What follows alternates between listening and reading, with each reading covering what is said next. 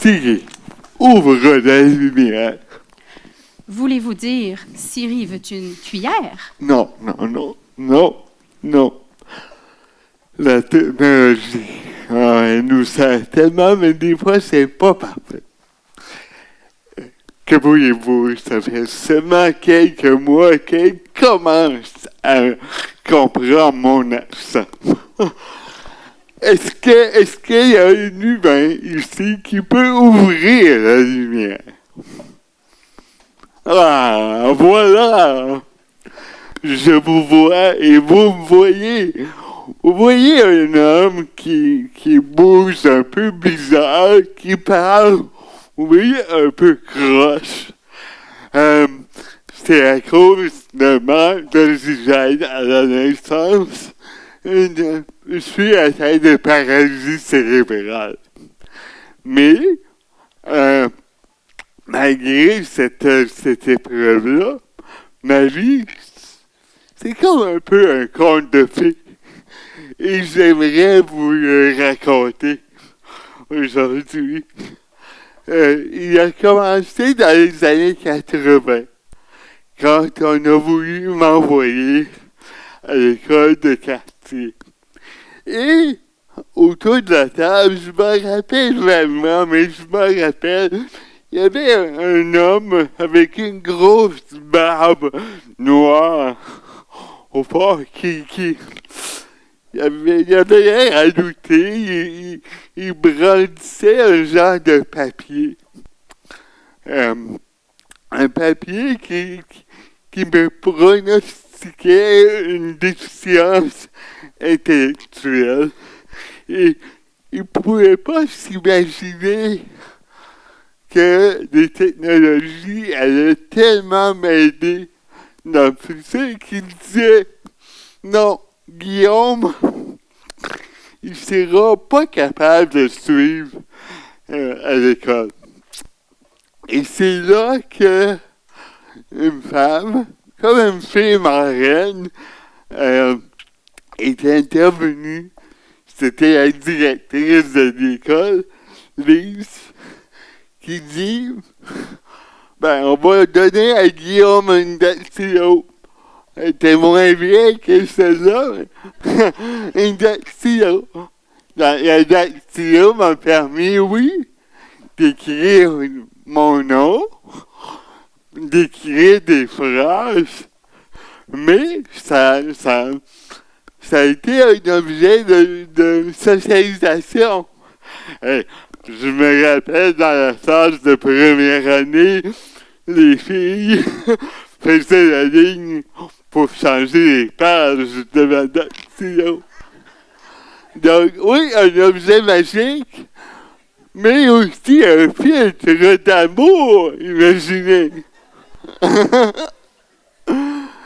et les années ont passé, la magie a continué à opérer avec un autre objet magique que vous avez sûrement déjà eu. Vous vous rappelez sûrement de votre premier ordinateur portable. Il était gros, il était encombrant. Il faisait presque rien. Mais dans mon cas, ça me permettait d'aller de classe en classe et de susciter un peu la curiosité. Puis j'étais rendu avec mon ordi, le gars cool de la polyvalence.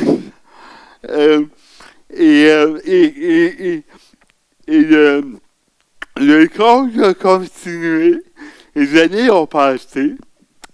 Ça n'a pas été un conte de fées tout le temps. Il y a eu des gros défis. Mais il y a eu aussi beaucoup d'opportunités. Et ça continue, ces opportunités-là. Puis j'ai le goût de vous en montrer une opportunité qui est dans ma vie et qui me donne de l'autonomie depuis 1 an. Cette mignonne-là, elle roule un peu carré, mais dans le sable, c'est limité un peu comme autonomie. Tandis que celle-là,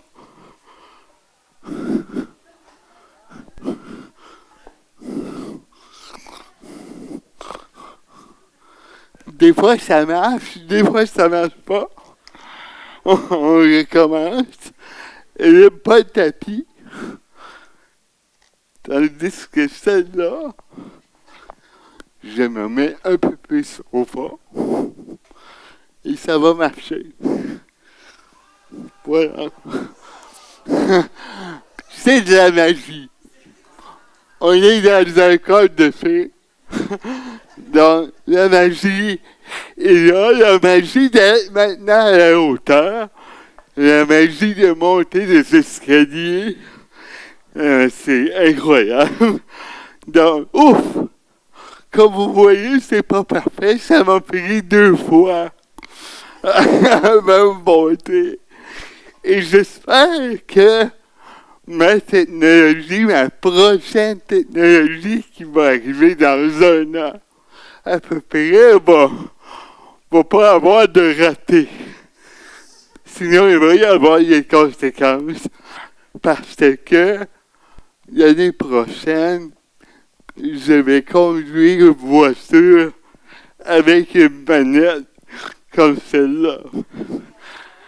Avez-vous peur? OK.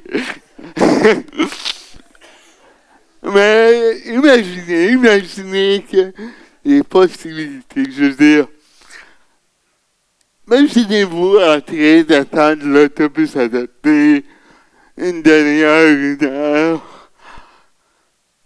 On n'aime pas ça attendre. Moi, j'ai pas le luxe d'attendre, mais pas seulement moi. Mes employés, mes clients, mes enfants comptent sur moi. Avec mon auto, on ne sera plus en retard. Et j'aime pas attendre. Puis, des fois, j'attends un mardi matin dans mon lit en attendant que mon employé vienne me lever. Mon employé qui n'a pas averti qu'il serait en retard ou qu'il serait pas là. C'est là que je rêve d'un robot. Un robot qui serait là, disponible, matin, midi, soir, fin de semaine. La nuit aussi. La nuit pour m'apporter de la sécurité. Le jour pour m'aider à manger. Pour m'habiller plus vite. Donc, fini les stress à devoir recruter du monde fiable, surtout à des taux horaires comme le système donne aujourd'hui. C'est tout un défi. Mais les robots, ça s'en vient. Ça s'en vient. Il faut avoir de la vision. Et le barbu de tantôt, le méchant barbu de tantôt, pour ne pas dire d'autres choses, aurait pu avoir, oui, toute une influence sur ma vie. Et peut-être qu'il manquait de vision, finalement. C'était dur à envisager, pour lui comme pour tous, que les technologies viennent, ont le pouvoir d'effacer tranquillement, non seulement mes handicaps, mais celui de toute une grande partie de la population, quasiment du quart de la population. Mais il y a une condition à ça. Pour que les technologies soient vraiment accessibles pour tous.